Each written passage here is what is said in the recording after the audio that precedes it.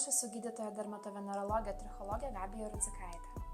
Ar pastebite vis daugiau išslenkančių plaukų, o gal norite sustiprinti plaukų būklę, padidinti jų tūrį ir apimtį? Plaukų PRP – tai natūrali procedūra, kuri suaktyvina plaukų augimą, naudojant jūsų paties trombocitais papiltintą kraujo plazmą.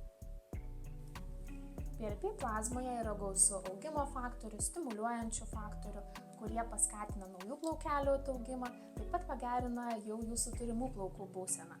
Tai padeda susigrąžinti plaukų gyvybingumą, apimtį ir paskatina naujų tankių plaukų ataugimą.